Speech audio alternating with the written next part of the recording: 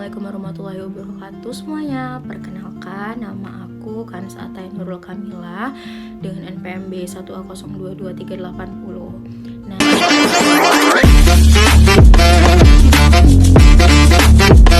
di video kali ini tuh aku mau ngejelasin tentang seputaran hukum pidana internasional. Dengan tema yang aku pilih itu, selamat datang di Fakultas Merah Kebanggaan Fakultas Hukum via Justisia Ruat Hello. Sekalipun langit akan runtuh, meskipun dunia akan musnah, keadilan harus tetap ditegakkan. Equality before the law, semua orang sama di depan hukum.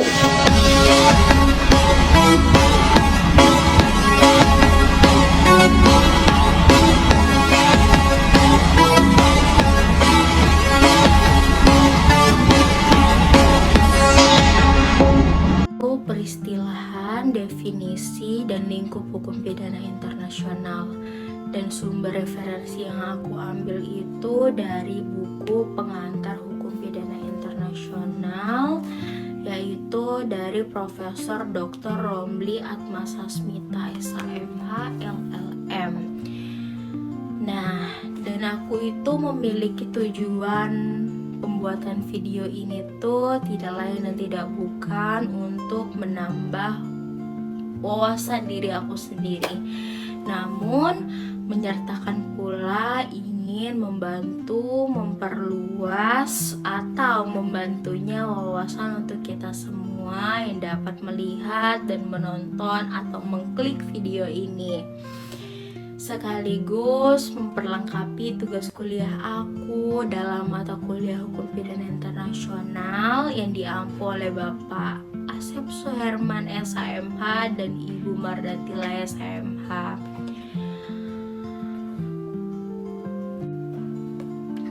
Oke, langsung aja. Di sini tuh aku mengangkat materi peristilahan, definisi, dan lingkup hukum pidana internasional, di mana istilah hukum pidana internasional atau International Criminal Law atau International Straf Process Recht semula dikembangkan oleh pakar-pakar hukum internasional dari Eropa daratan, seperti contohnya yaitu Friedrich Milly pada tahun 1910 di Swiss, Georg Schwarzenberger pada tahun 1950 di Jerman, dan Gerhard Müller pada tahun 1965, kemudian diikuti oleh pakar-pakar dari Amerika Serikat seperti Edmund Weiss pada tahun 1965 dan Sheriff Basioni pada tahun 1986 di Amerika Serikat. Kehadiran cabang hukum baru ini telah memperoleh reaksi dari pakar hukum internasional, di antara pendapat, komentar, dan kritik yang diserta keraguan-keraguan atas kehadiran disiplin hukum yang baru ini. Nah, selain membedakan antara National Criminal Law dan International Criminal Law, juga membedakan antara kedua pengertian tersebut dengan istilah Supranational Criminal Law. National Criminal Law atau hukum nasional adalah hukum pidana yang berkembang di dalam kerangka orde peraturan perundang-undangan nasional yang dilandaskan pada sumber hukum nasional. Nah, International Criminal Law atau hukum pidana internasional itu yaitu hukum yang menentukan hukum pidana nasional yang akan diterapkan terhadap kejahatan-kejahatan yang nyata yang telah dilakukan bila mana terdapat unsur-unsur internasional di dalamnya. Lalu Supranational Criminal Law atau hukum pidana supranasional yaitu hukum pidana dari masyarakat yang lebih luas, besar, yang terdiri dari negara dan rakyat. Berarti standar hukum pidana yang telah berkembang di dalam hukum perkumpulan masyarakat tersebut. Nah, supranational criminal law atau hukum pidana supranasional, hukum pidana dalam masyarakat yang lebih luas besar yang berdiri dari negara dan rakyat, berarti standar hukum pidana yang lebih berkembang di dalam perkumpulan masyarakat tersebut. Rowling menegaskan bahwa sekalipun ketiga tipe hukum pidana tersebut di atas harus dibedakan, namun ketiga-tiganya itu tidak dapat dipisahkan. Ketiganya itu sangat berkaitan erat dan tergantung satu sama lain, menyatu dan saling beradaptasi.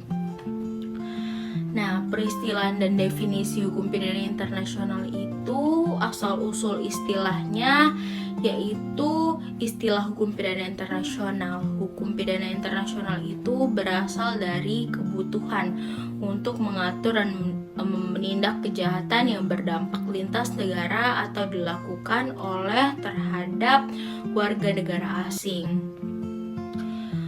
Hukum pidana internasional juga merupakan hasil konvergensi dua disiplin, hukum pidana nasional dan hukum pidana internasional, yang berkembang secara terpisah namun kini saling melengkapi. Nah, definisi hukum pidana internasional ini menurut Romli Atma Sasmita ini mengutip Bassioni itu, hukum pidana internasional adalah hasil pertemuan antara aspek hukum pidana dan hukum internasional dan aspek internasional dari hukum pidana nasional. Artinya, hukum pidana internasional itu mengatur kejahatan yang mengandung unsur internasional, baik dari pelaku, korban, tempat, maupun akibatnya. Nah, lalu ada pula fungsi hukum pidana internasional. Hukum pidana internasional itu berfungsi menjadi jembatan penyelesaian kejahatan lintas negara, menjamin perlindungan hak asasi manusia secara internasional, menjadi dasar kerjasama antar negara seperti ekstradisi dan pengakuan putusan pengadilan asing. Yang kedua itu ada ruang lingkup hukum pidana internasional, yaitu ruang lingkup teritorial. Hukum pidana internasional itu mengatur yurisdiksi atas tindak pidana yang melibat lebih dari satu negara, baik dari segi pelaku, korban, tempat kejadian, maupun akibat hukum. Nah, objek dari hukum pidana internasional itu yaitu tindak pidana internasional, international crimes, yaitu kejahatan yang seperti mengganggu atau mengancam kepentingan masyarakat internasional, memerlukan penanganan secara internasional, sehingga semua negara berhak dan berkewajiban menindak pelakunya dimanapun kejahatan itu terjadi. Nah, jenis-jenis tindak pidana internasional berdasarkan perkembangan sejarah dan sumber hukumnya, kejahatan internasional itu dapat berasal dari kebiasaan internasional seperti pembajakan, kejahatan perang, atau pembudakan.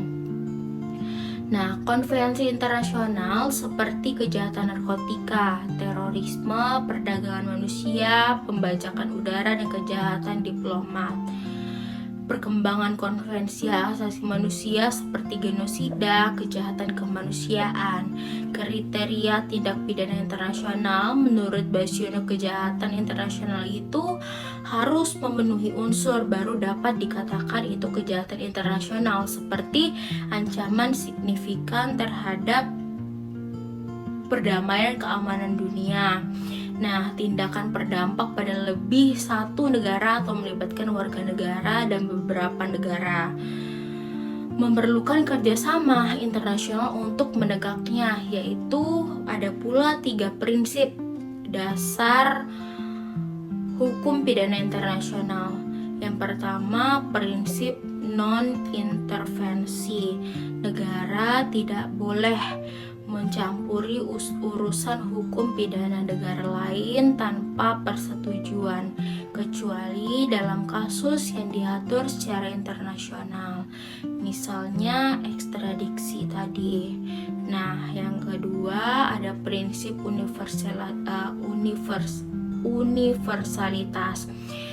Negara manapun dapat menentu pelaku kejahatan internasional tertentu tanpa memandang di mana kejahatan itu terjadi, misalnya pembajakan, genosida. Nah, lalu ada prinsip perlindungan hak asasi manusia. Perlindungan hak asasi manusia itu dalam hukum pidana internasional menekankan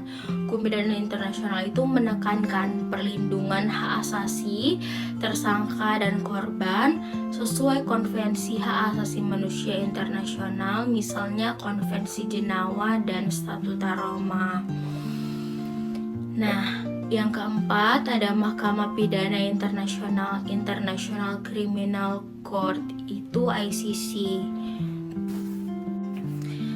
Nah, ada pula latar belakang dari ICC tersebut. ICC ini didirikannya berdasarkan Statuta Roma 1998 sebagai peradilan tetap dan independen untuk mengadili pelaku kejahatan internasional berat seperti genosida, kejahatan perang, kejahatan manusia, dan agresi. Nah, fungsi ICC ini menjadi lembaga peradilan internasional yang menyelesaikan perkara kejahatan internasional yang tidak dapat diselesaikan atau tidak dapat ditangani secara efektif oleh sistem peradilan nasional. Yang kedua, menjadi simbol yang pelaksana keadilan internasional. Ada pula selanjutnya itu perbedaan hukum pidana nasional dan pidana internasional.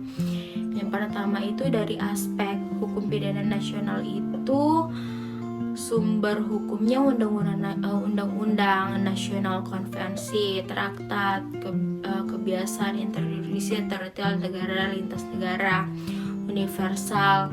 Nah, untuk objeknya itu kejahatan negara, kejahatan berdampak internasional, penegakan hukum, aparat nasional, tribunal Hong Kong, dan negara lain. Nah, untuk dari keseluruhannya itu tadi, istilah, definisi, dan fungsi hukum pidana internasional ini sebagai disiplin baru yang mengatur kejahatan lintas negara.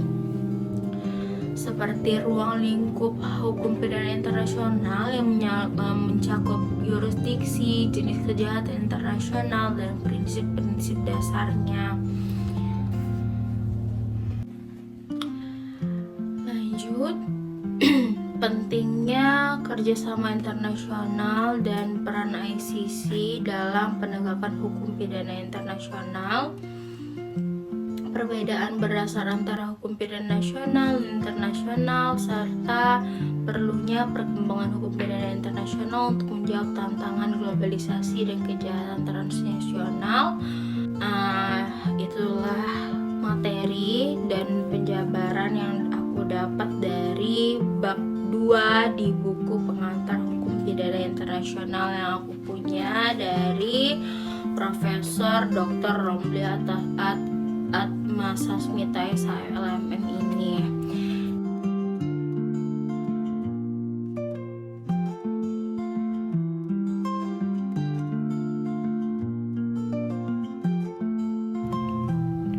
Sekianlah tugas pemaparan materi dari aku.